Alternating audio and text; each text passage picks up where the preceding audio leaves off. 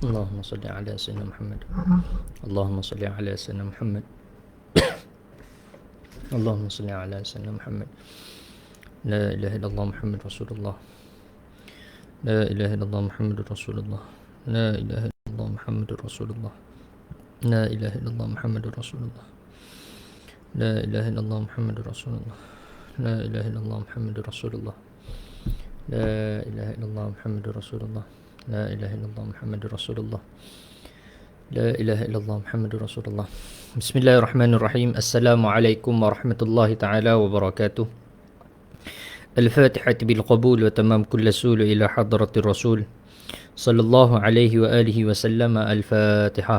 أعوذ بالله من الشيطان الرجيم.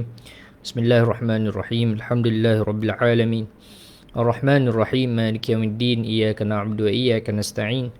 اهدنا الصراط المستقيم صراط الذين أنعمت عليهم غير المغضوب عليهم ولا الضالين آمين. الحمد لله. الحمد لله الذي هدانا لهذا وما كنا لنهتدي لولا أن هدانا الله. اللهم صل وسلم على نور الأنوار وسر الأسرار وترياك الأغيار مفتاح باب اليسار سيدنا مولانا محمد المختار وآله الأطهار وأصحابه الأخيار عدد نعم الله وإفضاله. اللهم ارزقنا الصدق في القول والإخلاص في العمل. اللهم اجعلنا من الذين يستمعون القول فيتبعون أحسنه. اللهم ارزقنا فهم النبيين حفظ المرسلين إلهام الملائكة المقربين بجاه سيد الأولين والآخرين. يا حليم خلقنا بخلق الحلم وحققنا بحقائق العلم. سبحانك لا علم لنا إلا ما علمتنا إنك أنت العليم الحكيم. ولا حول ولا قوة إلا بالله العلي العظيم. أما بعد. Alhamdulillah tuan-tuan dan puan-puan rahmati Allah sekalian. Pertama-tama marilah kita merafakkan setinggi-tinggi kesyukuran kita kepada Allah. Kerana limpah taufik inayahnya Allah Ta'ala kurniakan kita kesempatan pada malam ni untuk kita sama-sama menyambung lagi pengajian kita dalam kitab Safinatun Najah. Dan kita masih lagi membincangkan tentang bab solat. Dan hari ini kita akan masuk kepada bab berkenaan dengan waktu yang diharamkan untuk kita solat. Maka kata pengarang rahimahullah pada muka surat 93, qala syekhuna al-musannifu rahimahullahu ta'ala wa nafa'ana bihi wa bi'ulumihi fid darain amin. Wa qala faslun tahrumus salatu allati laysa laha sababun mutaqaddimun wala muqarinun fi khamsati awqatin. Dia kata solat yang tidak mempunyai sebab dan yang mendahuluinya, dan begitu juga solat yang tidak mempunyai sebab yang mengiringinya adalah haram didirikan pada 5 waktu. Okey. Tu terjemahan secara makna lah. Kalau terjemahan literal tu, diharamkan solat allati laysa laha sababun, yang mana solat itu tidak mempunyai sebab, mutaqaddimun terdahulu, wala muqarinun ataupun yang bersamaan. Okey, yang berserta mengiringi sebab tersebut. Okey. Jadi ini solat apa ni? Solat-solat sunat ni solat apa sebenarnya? Yang dia nak sebut ni, solat-solat sebab yang terdahulu atau sebab yang mengiring ni solat apa? Ialah contoh solat yang mana sebabnya datang dahulu. Apa ni, Allahumma salli ala sayyidina Muhammad, contoh sebab datang dahulu ataupun datang mengiring apa? Contohnya ialah solat sunat tahiyatul masjid. Okey, jadi itu sebabnya datang dahulu, atau boleh kita kata sebabnya mengiring. Dengan mengiringi masuknya masjid, maka disunatkanlah solat sunat. Baik. Jadi jenis-jenis solat sunat ataupun solat yang mana sebabnya terdahulu, contohnya solat sunat wuduk. Okey, maksudnya ada wuduk dulu kan, ambil wuduk dulu barulah disunatkan untuk solat sunat setelah mengambil wuduk tersebut. Okey, jadi solat-solat sunat ni dia boleh buat pada 5 waktu ni. Yang tak boleh yang mana? Yang laisa laha sababun mutaqaddim wala muqarin, yang dia ni tidak ada sebab yang terdahulu ataupun yang bersama. Maksudnya sebab dia tu sama ada dia tak ada sebab, okey, yang kita panggil sebagai solat sunat mutlak, ataupun sebab dia kemudian. Okey, maka solat-solat yang macam ni dia tidak boleh buat pada 5 waktu. Fi khamsati awqatin. Tahrumus salah fi khamsati awqatin. Okey. Haram buat solat-solat ni pada 5 waktu. Bila? Pertama, inda tulu'i syamsi hatta tartafi'a qadra rumhin. Ketika terbitnya matahari sehinggalah matahari itu naik kadar segalah. Kadar segalah, terjemahan lama ataupun kalau dalam kitab ni dia sebut terjemahannya ialah setinggi tombak. Okey.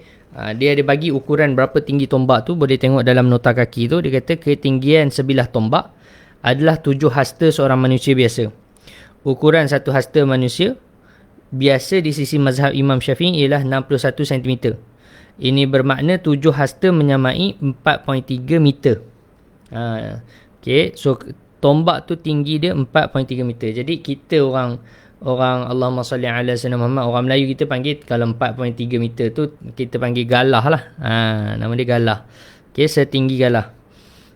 Ini menurut guru kami Syekh Fadilatul Syekh Dr. Yusri Rushdi bin Said bin Jabbar Al-Hasani, matahari akan berada pada ketinggian sebilah tombak setelah berlalu sekitar 13 minit ke 20 minit setelah waktu syuruk.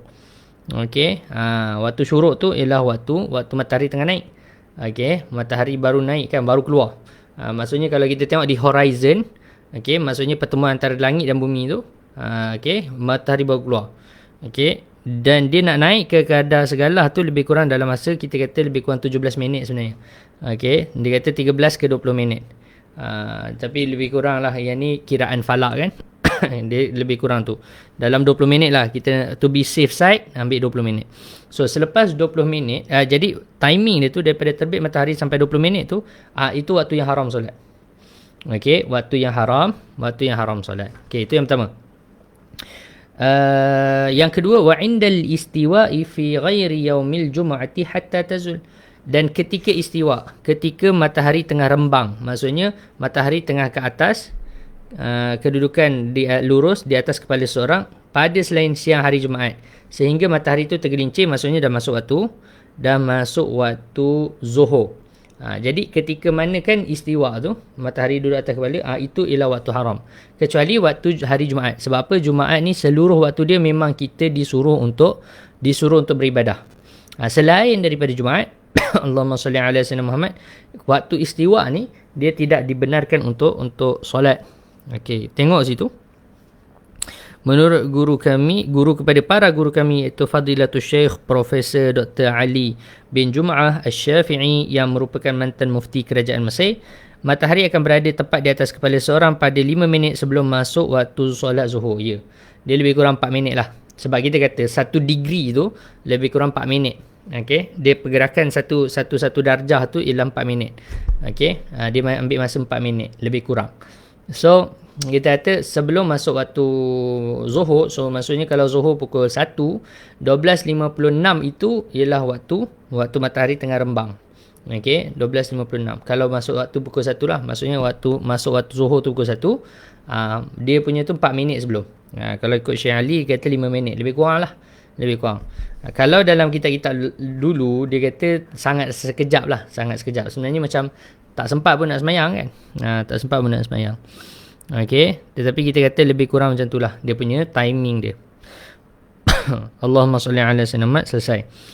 Jadi itu waktu kedua, selain daripada waktu Jumaat. Hari Jumaat tak apa, tak ada masalah, kita memang boleh semayang je waktu tu, tak ada masalah. Wa indal isfirari hatta targhuba, ketika langit dah kekuningan sehinggalah maghrib. Sehinggalah matahari terbenam. Okey, ketika waktu matahari berwarna kekuningan kuning tu, tengok tu, iaitu ketika mata seorang sudah dapat melihat matahari tanpa sebarang kesukaran. Kan kita kalau sekarang ni lah, kalau kat tempat saya ni, kalau pukul 5 panas, kita nak tengok matahari pun tak boleh lagi. Pukul 5.30 still panas sebenarnya. Pukul 6 tu baru macam sujuk sikit kan. Tu. Jadi ketika itu barulah ketika itu makruh. Ketika itu haram lah nak start semayang. Yang ketika kita dah boleh tengok sunset tu kan mata dah tak sakit dah kan. Dia dah tak bersinar-sinar kan. Dia tak menyakitkan mata kita. Ketika itu dia dah jadi waktu makruh. Waktu haram. Wa ba'da salati subhi hatta tatlu'a asy-syamsu wa ba'da salati al-'asri hatta targhuba. Okey. Dia kata waktu yang keempat ialah selepas solat subuh sehinggalah terbitnya matahari. Wa ba'da salati asri hatta targhuba, selepas solat asar sehinggalah terbenam matahari. Baik. Kalau kita tengok daripada 5 ni, okey, tiga ialah berkait dengan masa. 2 lagi berkait dengan perbuatan. Tiga yang pertama ni, iaitulah ketika matahari terbit sehinggalah dia naik sampai segala, ketika istiwa dan juga ketika langit dah kekuningan, matahari kekuningan tu. Jadi itu ialah berkait dengan masa.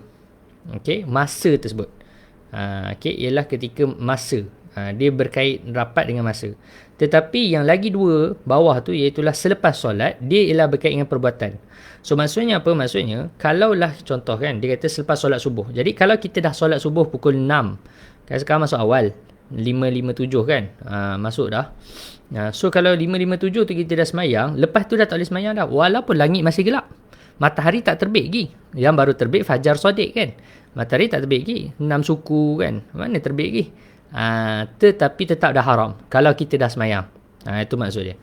Okay. Sama juga dengan solat asar. Jadi kalau kita dah jamak takdim, kan, jamak takdim, kita solat asar dalam waktu zuhur. Jadi kan waktu tu panjang lagi, walaupun baru pukul 3 kita dah tak boleh solat dah. Sebab apa? Sebab kita dah solat asar. Nak tunggu solat sunat yang tak ada waktu dan yang tak ada bersebab yang mutaqaddim atau muqarin ni, maka kita kena tunggu sampai lepas terbenamnya matahari, iaitu masuknya waktu maghrib. Itu maksud dia.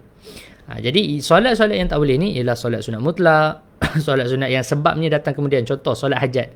Solat hajat ni sebab datang kemudian. Kan, solat sunat taubat, sebab dia datang kemudian. Okay, so itu semua sebab yang kemudian. Ada pun sebab yang bersama, contoh macam masuk masjid ni, atau sebabnya terdahulu, contoh macam solat sunat tahiyatul masjid, ataupun solat wajib, ataupun solat qada. Yang tu tak ada masalah. Yang tu tak ada masalah, cuma jangan memang sengaja pilih. Dengan syarat, catatan, jangan sengaja pilih waktu tersebut. Kalau sengaja pilih waktu tersebut, maka ketika itu dia jadi haram juga lah. Sebenarnya ada je masa lain dia boleh semayang, tapi sengaja pilih waktu haram ni untuk diqada kan. Itu tak boleh lah. Tapi kalau kita memang time ni je yang kita ada masa, dan time ni je yang kita larat, time ni je yang kita available, yang tu tak ada masalah, yang tu tidak ada masalah. Okay, selesai. Allahumma salli ala sayyidina Muhammad. Boleh tengok nota-nota kaki tu. Saya sepintas lalu je lah kita sebut ni. Baik, selesai. Faslun. Okey, dah selesai masalah bab berkenaan dengan waktu solat. Sekarang kita nak masuk berkenaan dengan apa? Berkenaan dengan sakatatus solah. Waktu-waktu yang kita ni disunatkan untuk berhenti sekejap di dalam solat. Tadi tu cerita pasal syarat solat kan, iaitulah solat dalam waktu. Dan juga jangan solat pada waktu yang haram. Sekarang ni ialah nak cerita tentang apa? Cerita tentang sakatatus solah, iaitulah saktah-saktah, tempat-tempat yang kita disunatkan untuk berhenti ketika di dalam solat. Jadi sakatatus solati sittatun, ada 6 tempat yang kita disunatkan untuk berhenti. Yang pertama, baina takbiratul ihrami wa du'ail iftitah. Itu yang pertama, iaitu daripada Allahu akbar, Allahu akbar kabira. Berhenti sekejap. Jangan Allahu akbar kabira. Kan? Jangan macam tu. Okey, berhenti. Allahu akbar. Berhenti, saktah. Allahu akbar kabira walhamdulillah katsira. Okey, tu yang pertama. Sunat hukum dia sunat. Yang kedua, wa baina du'ail iftitahi wa ta'awuzi. Di antara doa iftitah dan a'udzubillah dan ta'awuz, iaitu bacaan a'udzubillahi minasyaitanir rajim. Betul ke apa maksud waktu syuruk? Waktu syuruk tu ialah waktu matahari naik lah. Betul ke ada solat sunat syuruk? Solat sunat isyraq, ya. Menurut sebahagian para ulama ada solat sunat isyraq. Menurut sebahagian para ulama, solat sunat isyraq tu sama dengan solat sunat duha. Antara ulama yang kata ada solat sunat isyraq ialah Imamul Ghazali rahimahullah ta'ala. Okay. Dia ada khilaf para ulama. Ada sebahagian ulama kata dia ialah solat yang azing. Ada sebahagian ulama kata dia ialah solat yang sama dengan solat duha. Okay, selesai. Allahumma salli ala sayyidina Muhammad wa baina ta'awudhi wal Fatihah. Okey. Dan jadi daripada doa iftitah nak ke a'udzubillah tu sunat saktah kan. Wa ana minal muslimin. A'udzubillahi minasyaitanir rajim. Baru a'udzubillah. Okey, sunat ta'awuz setiap rakaat sunat, tapi muakkadnya ialah pada rakaat yang pertama. Okey.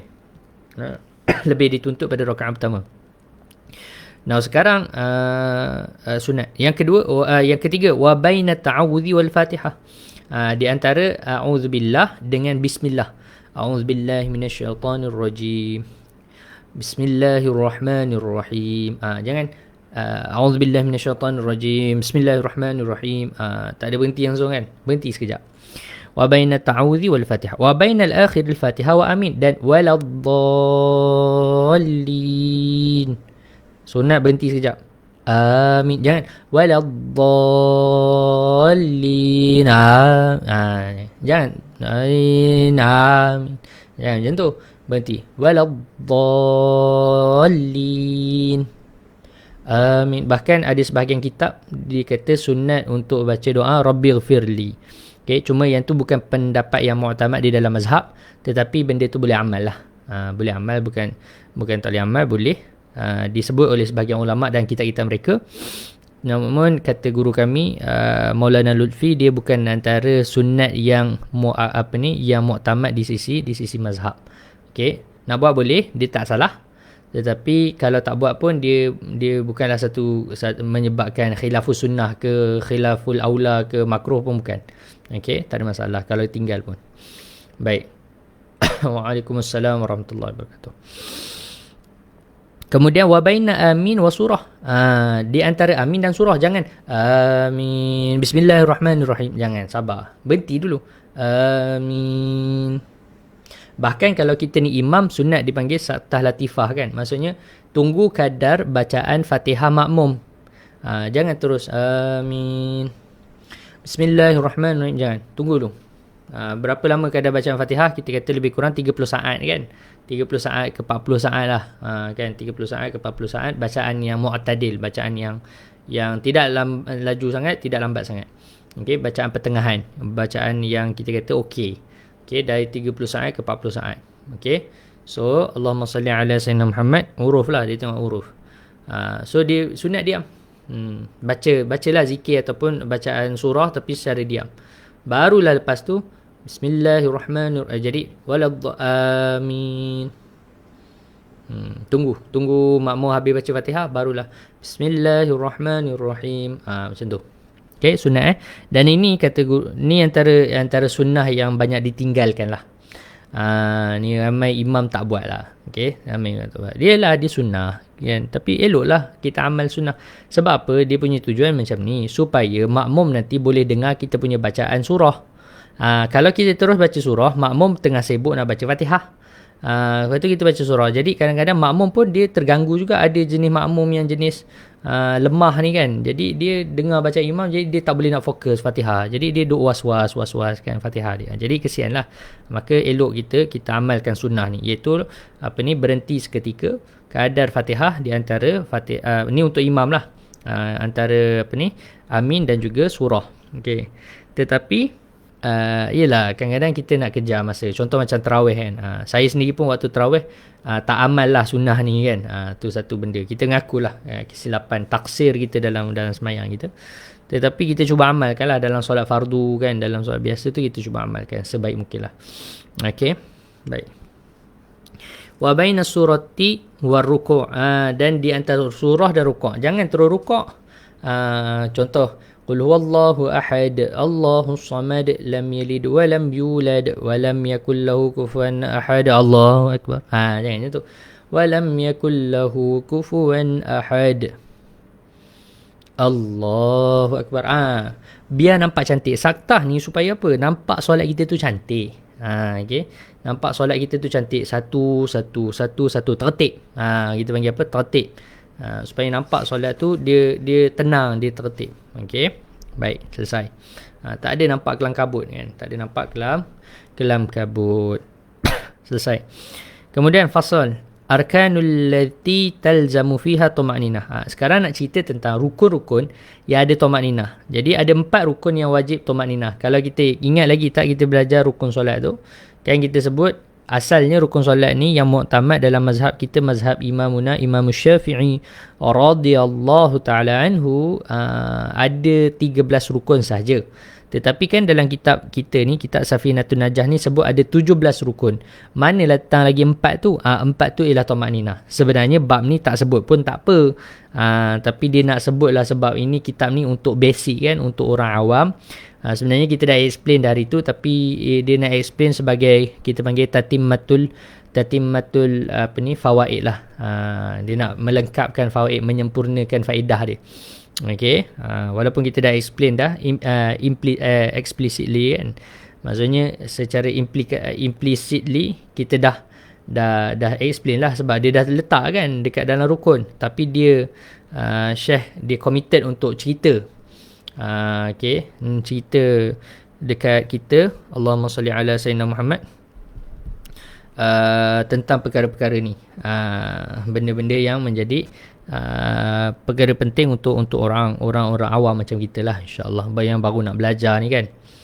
Baik, jadi dia kata arkanul lati talzamu fiha tumaninah arba'atun. Rukun-rukun yang mana lazim mesti ada di dalamnya tumaninah ada 4. Apa dia? Pertama rukuk, yang kedua i'tidal, wal i'tidal, wal sujudu, sujud, wal julusu baina sajdatain, duduk di antara dua sujud. Baik, kenapa 4 rukun ni dia ada tumaninah? Kenapa 4 rukun ni dia ada tumaninah? Kerana ni poin penting ni. Kerana apa? Kerana Allahumma salli ala sayyidina Muhammad. Sebab 4 rukun ini dia tidak ada bacaan wajib berbanding berdiri. Kan rukun, salah satu daripada rukun solat ialah berdiri tegak bagi dalam solat fardu bagi orang yang mampu kan. Jadi dalam berdiri dia ada bacaan wajib, iaitulah Fatihah. Ketika tahiyat akhir ada bacaan wajib, iaitulah tahiyat akhir dan juga selawat. Jadi nak tak nak dia memang akan tumaninah. Okey, dia akan tumaninah. Tetapi selain daripada tu, iaitu ketika rukuk, ketika i'tidal, ketika sujud, duduk antara dua sujud, dia tidak ada bacaan wajib. Dia hanya ada bacaan sunat. Jadi untuk bagi nampak rukun tu ada, maka diwajibkan tumakninah padanya. Dan tumakninah tu apa? At-tumakninah tu. Jadi orang kan mungkin tanya, tumakninah dah selalu dengar. Tumakninah tu apa? Tumakninah tu al-hiya husukunun ba'da harakatin. Tumakninah ni apa? Ialah diam setelah pergerakan. Seketika daripada melakukan sebarang pergerakan setelah berlaku pergerakan, iaitu rukun sebelumnya. Kan kita berdiri. Ketika kita nak rukuk, kan kita gerak tu kan harakah, gerak. Jadi bila kita dekat rukuk berhenti, berhenti tu kena tumakninah, sukun. Sukun kan berhenti. Ba'da harakah tu nama dia tumakninah. Bihaitsu, sekira-kira nak nama tumakninah ni sukun berapa lama nak berhenti. Bihaitsu yastaqiru kullu udwin mahalluhu biqadri subhanallah. Nak berhenti tu macam mana? Pertama ialah dengan sekira-kira yastaqir. Okey, setiap anggota badan kita ni, kullu udwin ni yastaqir fi mahallihi. Okey, maksudnya dia berhenti pada kedudukan dia. Tengok tu, kadar tumakninah ialah sekira-kira setiap anggota badan tetap berada di tempatnya dengan kadar waktu bacaan subhanallah sekurang-kurangnya. Kadar dia subhanallah, dan tumakninah tu ialah anggota semua ni dia stop kat mana tempat dia berhenti. So maksudnya kalau dia rukuk berhenti, dia berhenti kat situ, semua anggota tu berada dekat tempat dia. Berada tu berapa lama? Kadar subhanallah. Tu maksud dia. Okey, ketika dia i'tidal semua kan, tangan kat tepi kan, badan tegak semua tu, kadar berapa lama nak berhenti tu? Subhanallah. Okey, kadarnya subhanallah. Tak lama pun, tak lama. Kadar subhanallah. Okey, selesai. Itulah tumakninah. Faslun asbabus sujud sahwi. Okey, now sekarang masuk bab cabang. Cabang-cabang daripada bab solat sebenarnya. Dia ada bab khusus, dan bahkan kan ada sebahagian ulama tulis risalah khusus kan berkenaan dengan sujud sahwi ni. Okey, sebab dia bukanlah berkaitan sangat dengan rukun solat, tetapi dia ada kaitan lah. Dia bukanlah rukun solat per se, sebab nama pun sujud sahwi ni benda sunat, tetapi dibuat untuk menyempurnakan solat kita. Jadi dia bukan rukun, dia benda sunat, tetapi kalau tak buat dia tu, dia umpama kita ni cacat lah. Sebab apa? Syekh Nawawi Bantan dalam kitab Syifatus Sajar kan, Syarah Safinatun Najah ni, Dia kata apa? Dia kata solat fardu ni, solat ni dia umpama, ulama bagi perumpamaan macam badan orang tau, macam manusia. Solat ni umpama manusia. Jadi dia kata saya tak ingat perumpamaan Syekh Nawawi Bantan tu. Kitab tak ada. Kitab saya kat bawah. Tak boleh nak buka. Cuma Syekh kata lebih kurang macam ni lah. Dia kata solat ni rukun solat. Rukun solat tu umpama kepala. Jadi kalau kepala tak ada, orang boleh hidup tak? Tak boleh. Confirm matinya. Kemudian syarat sah solat tu umpama jantung, umpama nyawa. Jadi kalau syarat nyawa tak ada, boleh hidup ke orang? Tak boleh. Walaupun rukun ada, kepala ada, tapi nyawa tak ada kan? Itu umpama syarat. Kemudian sunat ni.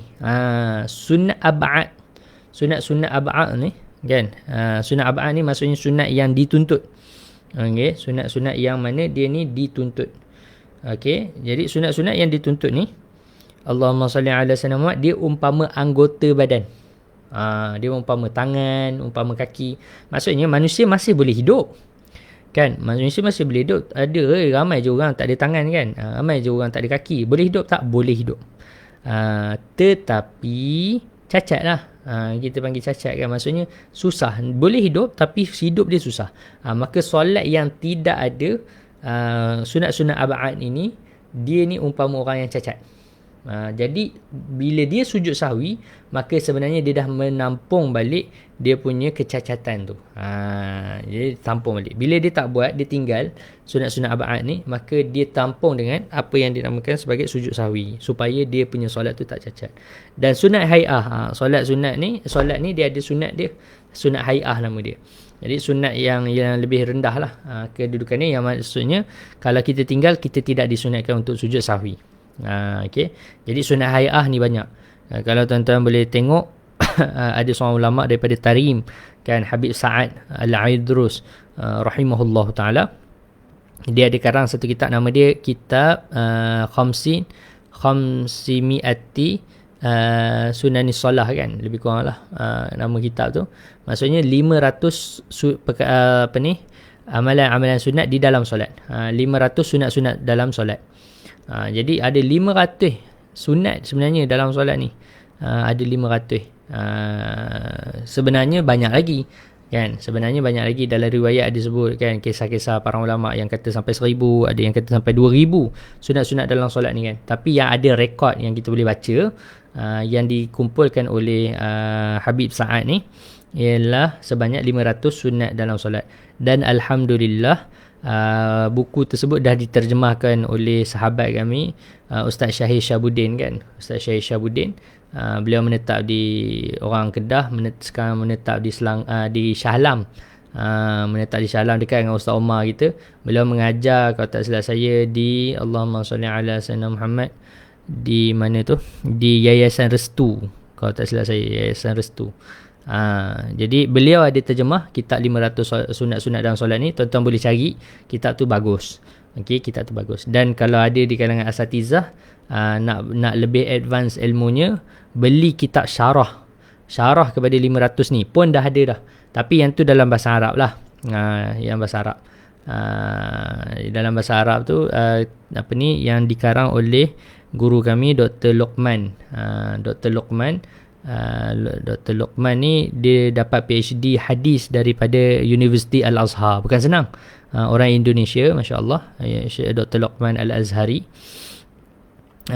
Dia dapat PhD hadis daripada Al-Azhar Al-Sharif. Jadi beliau hafizahullah ada kitab syarah kepada 500 sunat-sunat ni. Dia bawakan sumber-sumber dia, dari mana kitab mana dan sebagainya lah, masya-Allah. Tu baguslah. Okey, itu satu benda yang sangat bagus. Jadi ini tambahan ilmu lah. Dalam kitab kita ni tak sebut kan, dalam kitab-kitab fiqh biasa pun tak sebut lah sebanyak 500 tu tak sebut. Memang kitab tu secara khusus lah, memang bincangkan tentang sunat-sunat dalam solat. Okey, selesai. Jadi sujud sahwi ni untuk sempurnakan lah. Saya nak sebut apa tadi. Jadi yang banyak-banyak beratus-ratus ni, dia sunat hai'ah. Jadi sunat hai'ah ni ulama kata, Syekh Nawawi Bantan kata, macam bulu-bulu yang ada dekat kita punya badan. Jadi manusia ni Dengan bulu-bulu ni dia jadi cantik lah, dia jadi handsome kan. Cuma bayangkan orang tak ada bulu mata, tak ada bulu kening kan, ni kan cacat kan. Jadi bulu-bulu ni dia memperindahkan manusia. Jadi begitulah sunat-sunat hai'ah ni, dia mempercantikkan, memperindahkan kita punya solat. Sebab apa? Kita nak persembahkan solat kita ni kepada Allah Ta'ala. Jadi buatlah sebaik mungkin. Tu point dia. Okay, selesai.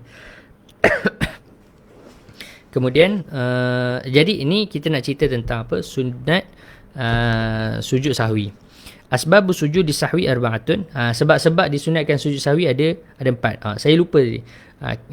Tentang sujud sahwi ni, sebab dia sebenarnya antara masalah yang rumit juga sebenarnya dalam masalah solat ni. Oleh disebabkan kerumitan tersebut, ada ulama yang mana tulis kitab khusus berkenaan dengan sujud sahwi. Antaranya siapa? Antaranya ialah mufti di Kota Tarim zaman sekarang, iaitu Syekh Muhammad bin Ali Al-Khatib. Syekh Muhammad bin Ali Al-Khatib ni antara ulama mufti di Kota Tarim, Hadramaut, Yaman. Yang mana beliau ada risalah berkenaan dengan sujud sahwi ni. Jadi bagus untuk dipelajari lah kitab tersebut.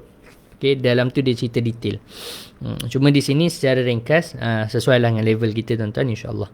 Jadi dia kata apa? Yang pertama, tarku ba'din min ab'adis salah au ba'dil ba'di. Dia kata yang pertama, meninggalkan. Kita ni sunat sujud sahwi sebab 4 perkara. Yang pertama sebab apa? Meninggalkan sunat ab'ad. Okey, meninggalkan sebahagian daripada sunat ab'ad. Okey, salah satu daripada sunat ab'ad. Sunat ab'ad ada berapa? Dia akan sebut nanti kat belakang. Kat mana? Tu kat belakang tu ada 7. Okey, kat muka surat 102 tu ada cerita tentang sunat ab'ad. Dia ada 7. Sebenarnya tak apa, lagi kita cerita. Au ba'dil ba'di, ataupun sebahagian juzuk daripada satu sunat ab'ad. Dia tak tinggal sunat ab'ad, tapi dia tinggalkan satu juzuk daripada sunat ab'ad tersebut. Maksud satu juzuk tu macam mana? Tengok contoh tu. Dia sebut nanti, dia akan ceritalah contoh. Apa maksud sebahagian dari sunat ab'ad tu, dia akan cerita nanti kat muka surat belakang. Okay, tak apa, kita tinggal dulu. Athani, yang kedua, fi'lu ma yubtilu amduhu. Membuat sesuatu perkara yang mana kalau kita buat dengan secara sengaja, maka batal solat. Wala yubtilu sahuhu idza fa'alahu nasiyan. Tapi kalau kita buat tak sengaja, maka tak batal. Okey. Jadi kalau buat sengaja batal, kalau buat tak sengaja tak batal. Tengok contoh. Contohnya orang yang solat telah menambah rakaat dalam keadaan dia terlupa. Lalu akhirnya dia tersedar yang dia telah menambah rakaat. Jadi itu tak batal. Kan dia sepatut solat 4 rakaat, dia pergi tambah 5. Kan? 5 ni standard lah, tapi saya pernah dengar ada orang tu buat sampai 8 rakaat. Tu teruk sangat lah. Teruk sangat. Okay, tu teruk sangat. Pernah ada kes tu dekat KL. Kes tu kat KL. Saya tak tahu masjid mana, tetapi kes tu memang berlaku lah, diceritakan oleh guru kami. Wallah alam. Okay, kemudian athalithu naqlu ruknin okey, jadi menambah kalau buat benda tu, kalau sengaja batal. Kalau sengaja batal. Tetapi sebab tak sengaja, yalah lupa, mana kita tahu, biasa kan, dia ghaflah dan sebagainya kan. Ataupun dia solat 3 rakaat je, padahal 4, 3 dah bagi salam kan. Lepas tu orang tegur. Tak apalah. Okey. Athalithu naqlu ruknin qawliyin ila ghairi mahallihi. Yang ketiga, memindahkan rukun qawli kepada rukun fi'li. Kepada tempat, bukan pada tempat dia. Contoh Fatihah. Fatihah rukun qawli, dibaca ketika berdiri. Ini kita baca ketika dalam sujud. Maka ketika itu kita dah memindahkan rukun qawli bukan daripada tempat dia. Maka disunatkan juga untuk orang ini untuk sujud sahwi. Ar-rabi'u, yang keempat, iqa'u ruknin fi'liyin ma'al ihtimali ziyadah. Iaitu apa dia? Jatuhnya melakukan rukun fi'li, iaitu rukun yang bersifat perbuatan, berserta sangkaan wujud penambahan pada rukun tersebut. Tengok contoh tengok nota kaki dia tu, dia sebut apa? Dia kata contohnya seseorang yang sedang melaksanakan solat, tiba-tiba dia ragu-ragu adakah dia masih berada pada rakaat yang ketiga atau sudah berada pada rakaat keempat. Maka hendaklah dia menganggap bahawa dia masih berada pada rakaat ketiga, sekalipun berkemungkinan dia sebenarnya sudah berada pada rakaat yang keempat. Maka dalam situasi ini disunatkan sujud sahwi. Okey, boleh disunatkan sujud sahwi. Sebenarnya dia ada detail lagi, dia punya perincian kena sujud sahwi tu. Okey, tapi tak apalah, untuk level kita ni khalas. Okey, kita ambil tu. Maksudnya macam ni. Maksudnya kita bangun-bangun, saya ni rakaat ke berapa ni? 2 ke 3? 3 ke 4? Kan. Biasa jadi tu. Jadi maka ambil yang mana? Ambil yang yakin. Yakinnya ialah yang sedikit. 3 ke 4 ambil 3. Sebab 3 ke 4 yang tak yakin tu 4. Ingat, yang tak yakin tu 4. Dia tak mungkin 3 ke 4 sebenarnya 2. Tu tak mungkin. Teruk sangat. Okay. Dia sama ada 3 atau 4, jadi ambil yang 3. 2 atau 3 maka ambil yang 2. Dia tak mungkin 1. Okay. Dia tak mungkin 1. Okay. So ambil yang sedikit. Alright. Jadi bila kita ambil yang sedikit, contoh 3 ke 4, kita ambil 3. Jadi maksudnya sekejap lagi kita akan tambah satu lagi rakaat. Tu point dia. Jadi ketika kita buat rakaat keempat tu, pada sangkaan kita sebenarnya ada sangkaan berserta sangkaan wujud penambahan. Sebenarnya boleh jadi sebenarnya ini dah rakaat kelima. Ada sangkaan tu sebenarnya dalam hati. Sebab kan kita tadi kan syakwa sangka. Kita tadi kan waham, kan? Kita ragu-ragu. Tapi dengan sebab kaedah ajar untuk ambil yang sedikit, maka kita ambil yang sedikit. Tapi dalam hati kan keraguan tu tak hilang lagi. Kita masih ada ragu-ragu, sebenarnya boleh jadi ini 4. Jadi yang saya tambah ni sebenarnya ialah yang kelima. Jadi sangkaan bahawasanya kita sedang menambah rukun itu, walaupun secara kaedahnya memang kita kena buat begitu, disebabkan ada sangkaan tu, disunatkan kita ni sujud sahwi. Itu maksud dia. Okay? Dalam nota kaki tu dia tak terang detailnya tu. So saya kena tambah lah. Kena tambah sikit. Okay? Tolong tambah sikit lah. Itu explanation dia tu. Okay, yang ni dia disebut dalam kitab dan risalah yang saya sebut tadilah, risalah fi sujudi sahwi karangan Mufti Tarim. Okey. Selesai. Kemudian okey. Jadi itu 4 perkara yang disunatkan untuk kita ni sujud sahwi. Ataupun boleh tengok, tak semesti dalam kitab tu. Tuan-tuan boleh baca dalam kitab Muqaddimah Al-Hadramiyah. Dalam kitab Muqaddimah Hadramiyah disebutkan masalah tu. Okey, dengan sangkaan tu, dengan gambaran-gambaran dia lah. Kalau tak silap saya, dia ada sebut secara detail sikit di dalam kitab Muqaddimah Hadramiyah. Kitab tu bagus tuan-tuan untuk dipelajari. Alhamdulillah dah ada terjemahan dia dah oleh Al-Ghanna Publication. Bolehlah nanti minta kita punya Ustaz Omar kita untuk ejah kan, daurah kan. Daurah ke apa, pengajian ke kan. Tapi dia tak boleh 15 kelas lah tuan-tuan. Safinah ni boleh. Saya hari tu nak habiskan juzuk pertama tu pun 6 bulan kan kelas. Kelas tak adalah tiap-tiap hari. Kelas apa, seminggu 2 kali. Seminggu 2 kali, sebulan 8 kali, sejam lebih kurang. Ambil masa 7 bulan. Ambil masa 7 bulan untuk habis sampai baru habis bab solat. Sekarang ni tengah masuk bab puasa. Baru masuk bab puasa. Baru habis bab puasa. Kan? Baru habis tahun ni. Kita start mula daripada lepas raya tahun lepas lah. Lepas raya tahun lepas kan, Covid kan, kelas online. So kami buat kelas tu lebih kurang lah dengan explanation, dengan syarahan panjang-panjang sikit tu. Jadi panjang sikit. Okay, tak apalah. Baik, khalas. Jadi selesai. Sekarang ni kita nak perincikan sikit. Jadi kan dia kata tadi, pertama apa dia, kita tinggal sunat ab'ad. Jadi sunat ab'ad ni apa sunat ab'ad ni? Maka masuk muka surat 102, 103 ni kita nak cerita tentang sunat ab'ad. Jadi dia kata faslun ab'adus solah sab'atun. Sunat-sunat ab'ad yang ada di dalam solat ada 7. Pertama, tasyahudul awal. Pertama, tasyahud awal. Tahiyat awal lah. Kita panggil tahiyat awal kan. Tu tasyahudil awal. Okey. Yang kedua, waqu'uduhu, duduk tasyahud awal. Okey. Masya-Allah Ustaz Omar.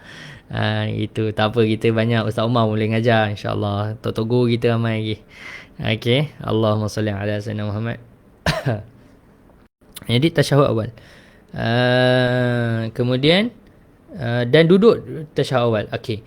Kalau kita dah baca tasyahud, confirm lah kita duduk kan. Kenapa dia nak sebut lagi duduk ni? Ni memang kena faham. Jadi nak cerita apa? Kalau kita tak reti baca tasyahud awal pun, kita still sunat untuk duduk. Duduk tu still sunat. Duduklah kadar tasyahud awal tu. Kan, zikirlah, baca benda yang kita tahu. Walaupun kita tak reti tasyahud tu, mungkin sebab baru masuk Islam, baru mengaji kan, tak tahu nak baca, maka disunatkan duduk pun sunat agak. Gitu. Wassalatu ala Nabi sallallahu alaihi wasallam wa ala alihi wasallam fihi. Selawat kepada Nabi padanya pada tasyahud awal. Jadi selawat kepada Nabi dalam tasyahud awal ni ialah sunat. Okey, sunat. Jadi macam ni. Jadi duduk tasyahud awal tu sunat. Jadi kalau kita dah duduk, kita baca tasyahud awal tapi tak baca selawat ke atas Nabi, tetap juga disunatkan untuk sujud sahwi.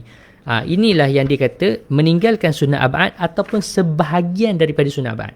Ini dia. Jadi duduk tahiyat awal tu dah sunat. Baca tahiyat awal sunat lain.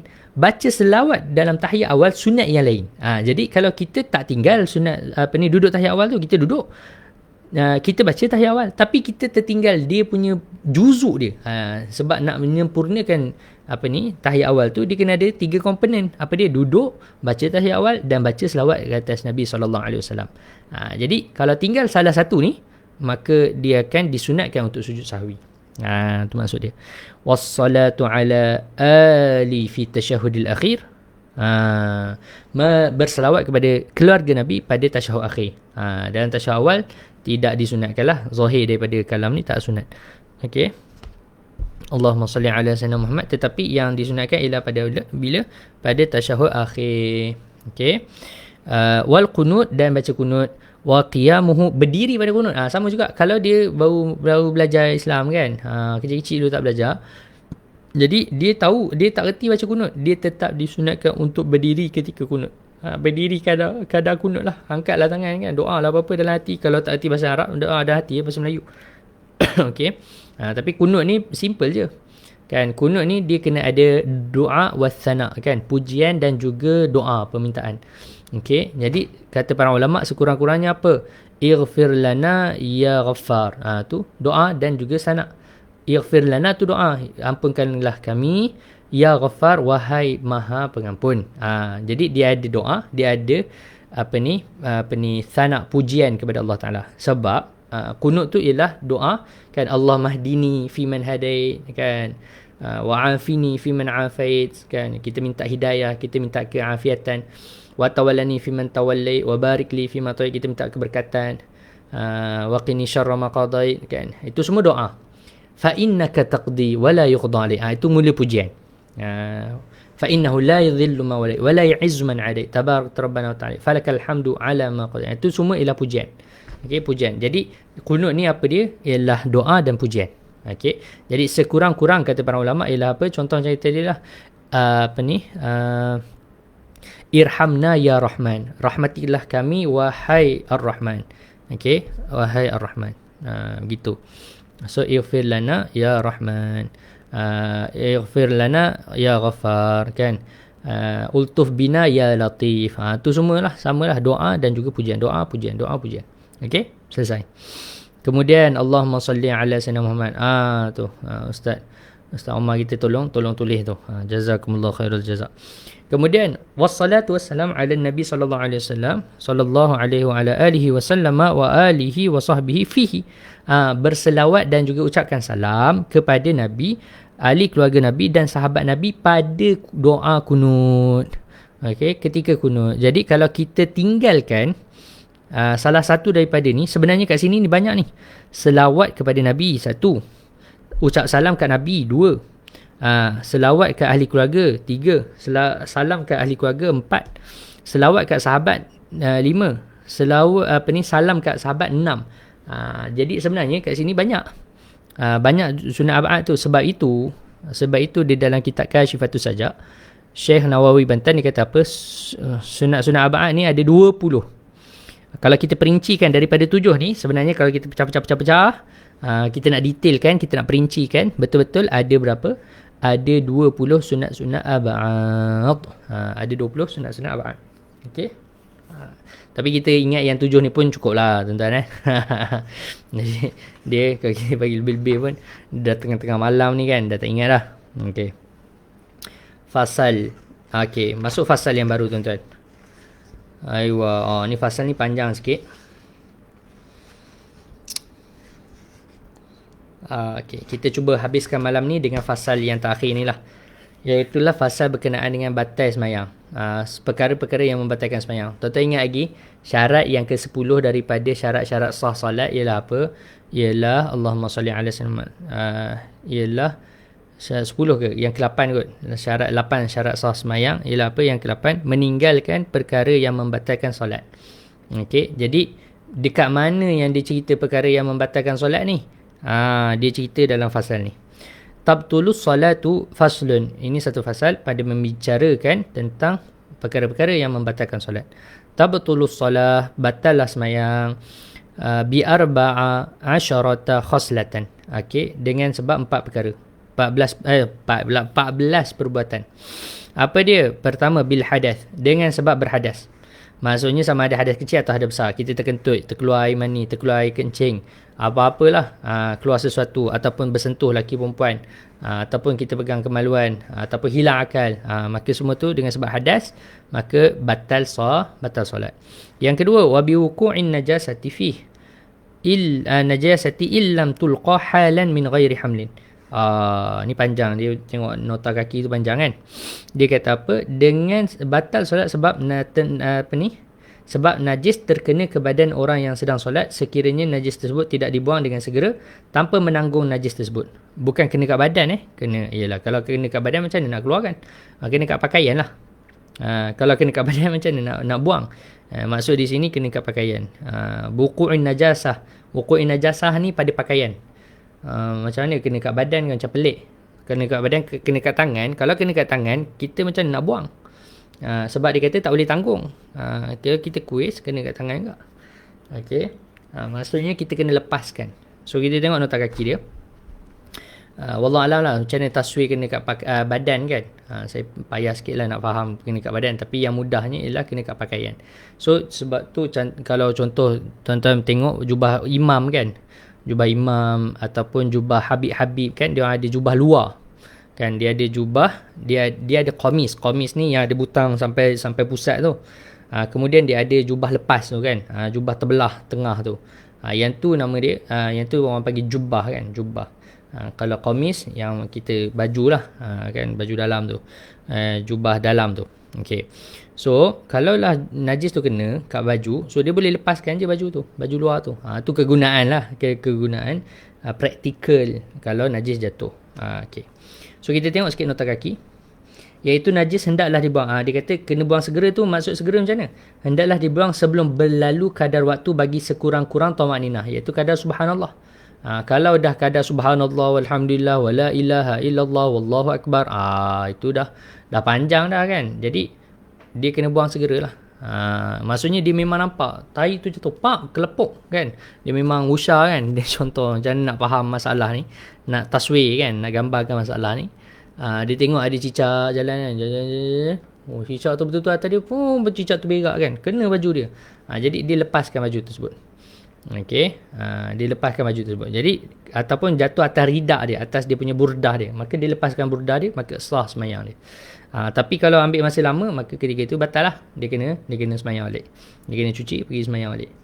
Dan tanpa menanggung. Tengok tanpa menanggung ni macam mana? Maka sekiranya dia menguis najis tersebut dengan tangan atau menggunakan kayu, solatnya telah batal kerana tindakan tersebut termasuk dalam kategori menanggung najis. Dia kuis tak boleh. Dia kena lepas. Kena lepas. Contoh, alamak, saya punya saya punya ridak tak ada kat atas. Okey. Tapi faham contoh maksudnya kita lepas. Jadi kalau orang perempuan payahlah, takkan nak buka telekung batal lah pula sembahyang kan. Dah buka aurat pula. So orang perempuan memang kena sembahyang balik lah. Orang lelaki ni lah yang kita kata ada jalan lah untuk keluar. Dan kemudian tanpa menanggung najis tersebut. Okey, tengok nota kaki 3. Panjang nota kaki ni. Dia bab ni panjang sebab nota kaki dia panjang tu.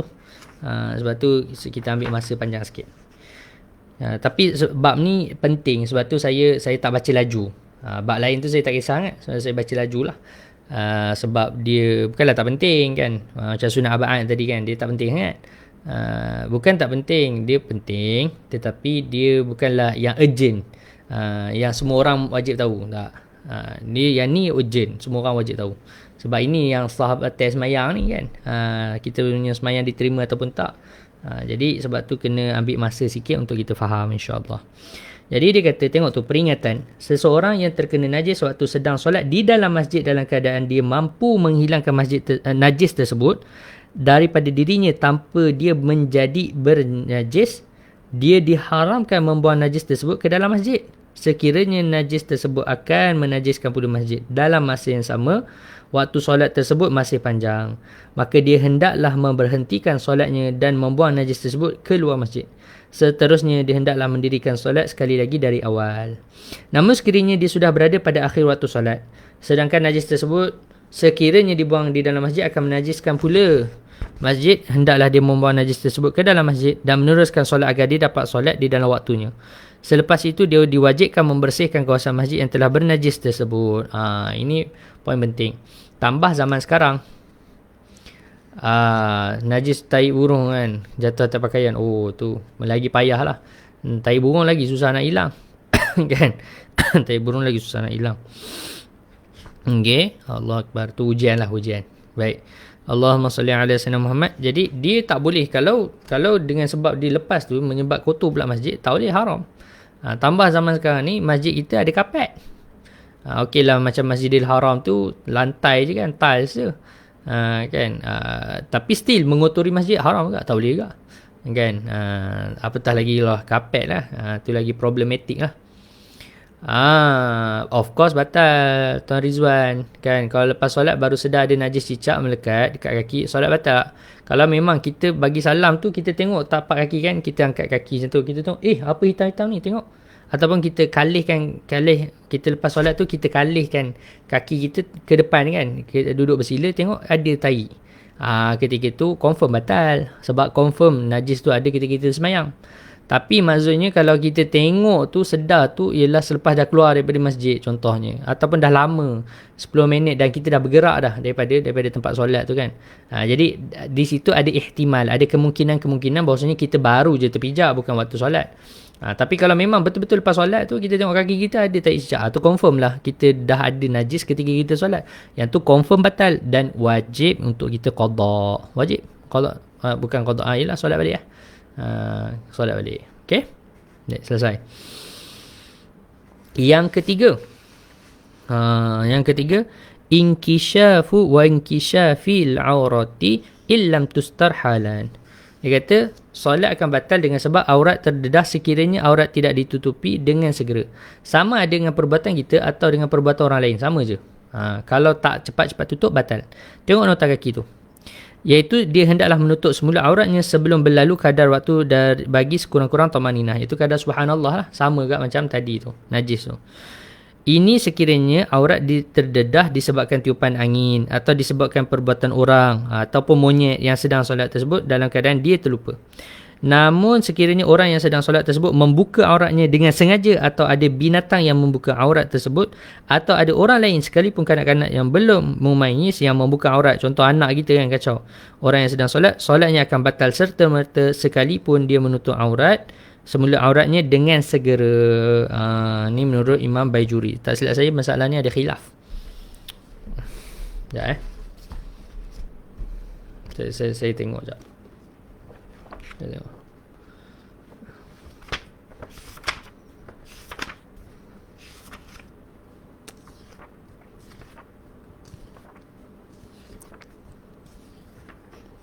Binkishar fi aurah.